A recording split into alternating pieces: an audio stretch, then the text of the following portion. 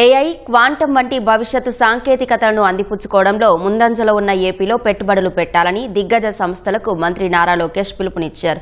తూర్పు తీరం భారీ పెట్టుబడులకు గమ్యస్థానంగా మారిందన్నారు.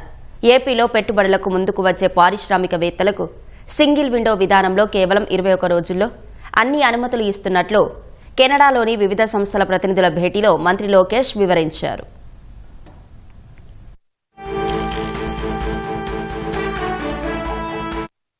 రాష్ట్రానికి పెట్టుబడుల ఆకర్షణ లక్ష్యంగా విదేశీ పర్యటనలో ఉన్న మంత్రి నారా లోకేష్ 5వ రోజు కెనడాలో వరుస భేటీలు నిర్వహించారు.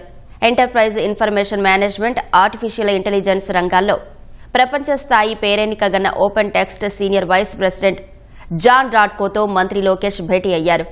ఏఐ, క్వాంటం కంప్యూటింగ్ వంటి భవిష్యత్తు సాంకేతికత రంగాల్లో దూసుకుపోతున్న ఏపీలో పెట్టుబడులు పెట్టాల్సిందిగా విజ్ఞప్తి చేశారు. ఏపీలోని యువతకు ప్రపంచ స్థాయి నైపుణ్యాలను అందించేందుకు స్కిల్ డెవలప్మెంట్, ఇంటర్న్షిప్ ప్రోగ్రాంలను ప్రారంభించాలని కోరారు. ఏపీ ప్రభుత్వ ప్రతిపాదనలను పరిశీలిస్తామని జాన్ రాడ్కో బదులిచ్చారు.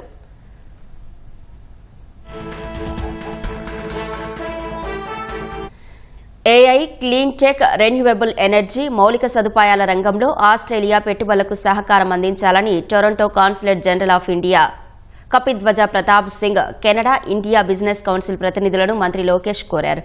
పారిశ్రామిక పెట్టుబడులకు ఏపీ అత్యంత అనుకూలమైన ప్రదేశమన్నారు. స్పీడ్ ఆఫ్ డూయింగ్ బిజినెస్ విధానాలతో ఏపీ వేగవంతంగా అభివృద్ధి సాధిస్తోందని తెలిపారు. రాష్ట్రంలో అనుసరిస్తున్న ఇండస్ట్రీ ఫ్రెండ్లీ విధానాల వల్ల కేవలం 18 నెలల్లోనే 23.5 లక్షల కోట్ల పెట్టుబడులు సాధించామని, రాబోయే రోజుల్లో మరిన్ని గ్లోబల్ సంస్థలు రాబోతున్నట్లు తెలిపారు. భవిష్యత్తులో భారత్, కెనడాల మధ్య ప్రాధాన్యత రంగాల్లో సహకారం మరింతగా పెరిగే అవకాశం ఉందని టొరంటో సీజీఐ కపిధ్వజ తెలిపారు.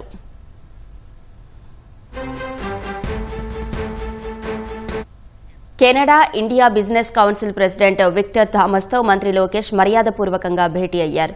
Semi conductors, IT, electronics, data సెంటర్లు ఏర్పాటు చేసే సంస్థలకు ఏపీలో అత్యుత్తమ ప్రోత్సాహకాలను అందిస్తున్నట్లు మంత్రి వెల్లడించారు.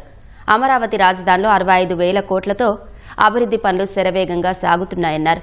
విమానాశ్రయాలు, పోర్టులు, లాజిస్టిక్స్, రోడ్లు వంటి మౌలిక సదుపాయాలపై పెట్టుబడులు పెట్టేందుకు కెనడియన్ పారిశ్రామికవేత్తలను ప్రోత్సహించాల్సిందిగా లోకేష్ విజ్ఞప్తి చేశారు. కెనడా, ఇండియా మధ్య వాణిజ్యం, పెట్టుబడులను పెంచేందుకు సిఐబిసి వారధిగా పనిచేస్తుందని విక్టర్ థామస్ తెలిపారు. ఏపీలో పారిశ్రామిక అభివృద్ధికి సహాయ సహకారాలు అందిస్తామని భరోసా ఇచ్చారు.